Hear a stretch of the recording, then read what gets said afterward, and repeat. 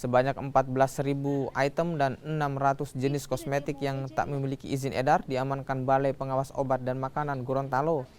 Kosmetik ilegal ini diamankan dari puluhan toko di kota Gorontalo, Kabupaten Gorontalo, dan juga Kabupaten Boalemo. Selain tak memiliki izin edar, produk yang disita diduga mengandung bahan kimia berbahaya bagi kesehatan. Kosmetik disita umumnya pemutih kulit dan wajah yang mengandung merkuri. Total nilai kosmetik yang disita berjumlah 400 juta rupiah. Pemeriksaan laboratorium dilakukan untuk memastikan kandungan bahan kimia pada kosmetik yang disita. Pemeriksaan selanjutnya akan menentukan langkah hukum bagi pemilik toko.